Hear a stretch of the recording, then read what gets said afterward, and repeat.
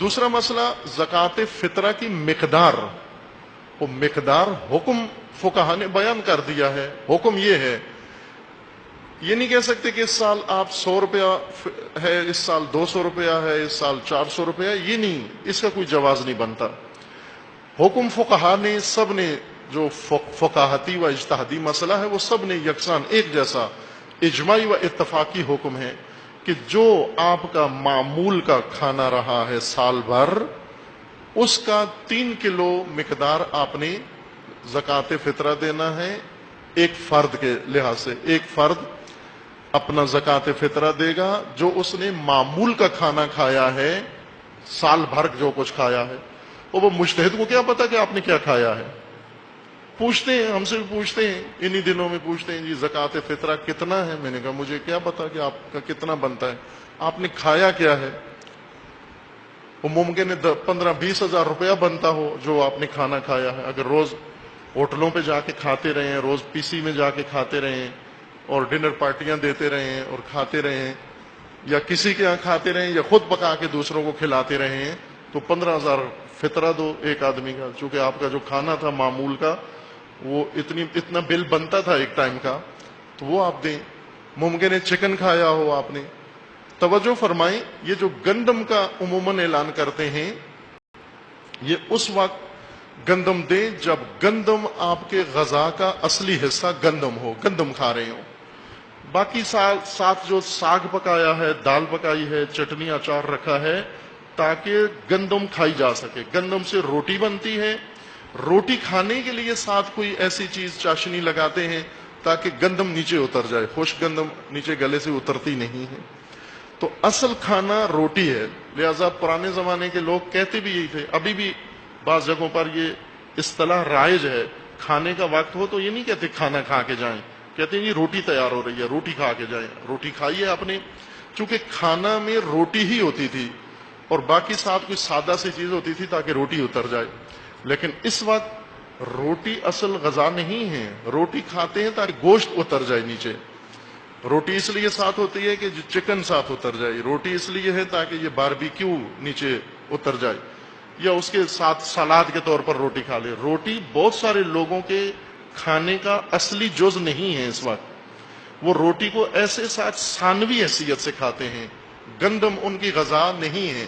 ان کی غذا باربیکیو ہے، ان کی غذا چکن ہے، پیزا ہے، برگر ہے. میکڈونلڈ سے جو سال بھر کھاتے رہے ہیں تو وہ 3 کلو میکڈونلڈ برگر جو کھایا ہے اس کا حساب کریں گے، زکوٰۃ اس طرح سے دیں گے، اور اس وقت آپ کا ذمہ ادا ہوگا. ورنہ کھاتے رہے ہیں اعلیٰ غذا، مٹن چکن کھاتے رہے ہیں اور زکوٰۃ فطرہ دیتے ہوئے پوچھتے ہیں گندم کا ریٹ کیا ہے. مگر گندم کھائی ہے آپ نے، گندم تو عام لوگوں نے کھائی ہوگی، کسی غریب فقیر نے کھائی ہوگی، وہ گندم دے جس نے گندم کھائی ہے. جس نے چاول کھائے ہیں اس کی اکثر غذا سال کے اندر معمول چاول رہا ہے، وہ چاول دے دے. لہذا یہ ریٹ پورے شہر کے لیے اور ملک کے لیے نہیں معین کیا جا سکتا کہ پورے شہر کے مومنین کا زکوٰۃ فطرہ کا مقدار کتنی ہے. وہ فرق ہے، چونکہ سب کی غذا ایک جیسی نہیں ہے، سب کا کھانا ایک جیسا نہیں ہے، کھانا مختلف ہے. لہذا اس اپنے کھانے کی مقدار کے برابر آپ انشاءاللہ زکوٰۃ فطرہ ادا کریں گے. زکوٰۃ فطرہ ادا کرنا نماز عید سے پہلے نکال لیں، دے بھی دیں تو ٹھیک ہے، لیکن نکال لینا، الگ کر لینا ضروری ہے. اگر جیب میں الگ نہیں کیا تو آپ نیت میں الگ کر لیں، کم از کم پیسہ اتنا کہ اتنی زکوٰۃ دوں گا. زکوٰۃ فطرہ اس وقت ادا ہوتی ہے جب اپنے صحیح مصرف و مستحق تک پہنچے.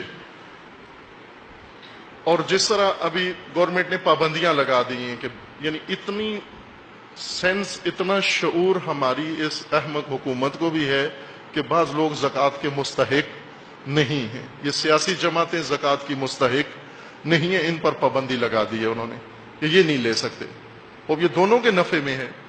سیاسی جماعتیں بھی یہ جرم نہ کریں زکوٰۃ فطرہ لے کر، اور اس طرح دینے والے بھی نہ دیں ان کو، چونکہ ادا نہیں ہوتا آپ کا حق. اگر آپ نے زکوٰۃ فطرہ دے دیا کسی سیاسی پارٹی کو، آپ کو دوبارہ نکالنا پڑے گا. یہ زکوٰۃ ادا نہیں ہوئی، یہ واجب ادا نہیں ہوا. جو نکالا ہے وہ جیسے کوئی چیز کوا لے گیا، مثلا اڑ کے لے گیا، تو جو کعبہ لے گیا ہے تو اس کو تو نظر اللہ نہیں کہہ دیتے کہ یہ نظر اللہ نیاز حسین کعبہ لے گیا ہے، وہ کعبہ لے گیا ہے۔ آپ جو نظر کرنی ہے اس کو نظر کریں، اس کو اپنے مصرف و مستحق تک پہنچائیں، یقین کریں، اطمینان کریں، پھر وہاں ادا ہوتا ہے۔ علماء کرام نے ذکر کیے ہیں، قرآن کے اندر صراحت ہے کہ زکوٰۃ واجب کا مصرف فقراء ہیں، فقیر، گدا نہیں ہیں، منگتے نہیں ہیں۔ یہ جو چوکوں پہ کھڑے ہوئے، روڈوں پہ کھڑے ہوئے، گھروں کے اندر دستک دیتے ہیں، ان کو ویسے آپ ادب یہ ہے کہ جو بھی مانگنے آئے کچھ نہ کچھ دے دو، اپنا ذاتی مال دے دیں، زکوٰۃ سے نہیں دے سکتے ان کو، زکوٰۃ واجب گداؤں کو نہیں دے سکتے۔ گدا فقیر نہیں ہوتے، ہم اپنی پنجابی اردو زبان میں ان کو فقیر کہتے ہیں، مانگنے والے کو۔ قرآن میں فقیر کا مطلب یا دینی زبان میں فقیر کا مطلب یہ ہوتا ہے ایسا شخص جس کے پاس درآمد کے اتنے ذریعے نہ ہو یا اتنی درآمد نہ ہو کہ وہ اپنے سال کا پورا خرچہ چلا سکے، سال کا خرچہ نہ ہو اس کے پاس، کچھ ہو کچھ نہ ہو یا سرے سے نہ ہو۔ بعض لوگ ہیں سرے سے سال کا خرچہ نہیں ہے، ایک دن کا بھی نہیں ہے، سال تو دور کی بات ہے۔ بعض ایسے ہیں ان کے پاس سال کا خرچہ کسی حد تک ہے لیکن کچھ مقدار میں کمی ہے، وہ جو کمی ہے ان کو دے دیا جائے، یہ فقراء ہیں۔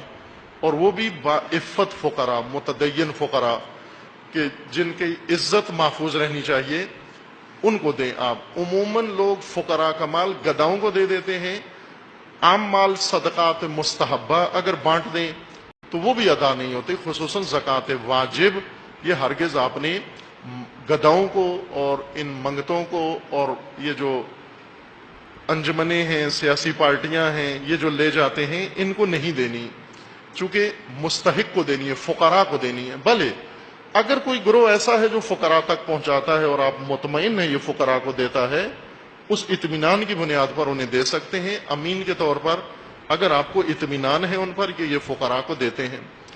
اور مسئلے کی تصریح کی خاطر میں عرض کر لوں کہ جتنے بھی مالی واجبات ہیں علماء کرام نے اس کے لیے ذکر کیا، چونکہ ایک مصرف مالی واجبات کا فی سبیل اللہ ہے، سبیل اللہ میں مالی واجبات اپنے دیں، خمس، زکوٰۃ، فطرہ، صدقات یا دیگر جو آپ کے ذمے کسی وجہ سے بھی مالی واجبات آ جاتے ہیں۔ سبیل اللہ کا مصداق، یقینی مصداق و واضح مصداق وہ مدارس ہیں جہاں پر دین کے علم کی تعلیم دی جا رہی ہو، وہ سبیل اللہ کا قطعی مصداق۔ علماء کرام و تمام فقہا جو یقین کے ساتھ فتویٰ دیتے ہیں کہ اگر یہاں پر دو تو آپ کا ذمہ بری ہو جاتا ہے، وہ بھی ایسے مدارس جہاں پر دین پڑھایا جا رہا ہو، نہ کہ جہاں نہ یہ عمل نہ ہوتا جا رہا ہو، فقط بورڈ لگا ہوا ہو اور اس کے اندر تعلیم دین یا تربیت دینی نہ ہو رہی ہو۔ پس فقراء ایک مصرف ہے زکوٰۃ فطرہ کا، اور سبیل اللہ دوسرا مصرف ہے۔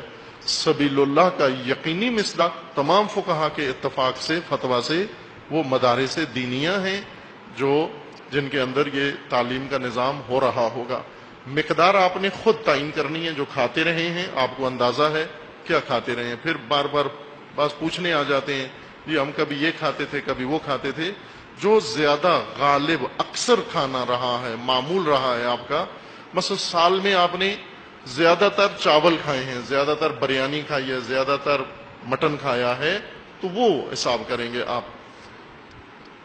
چونکہ مخلوط کھانے کھاتے ہیں تو آپ مجموعی طور پر حساب کر لیں، جو مخلوط کھانا بنایا جاتا ہے، جیسے بریانی یا حلیم بناتے ہیں تو چند چیزیں اس کے اندر ڈالی جاتی ہیں، ان سب کو ملا کر ایک اندازہ آپ لگا کر اور اس کے 3 کلو اس کے برابر دے دیں گے۔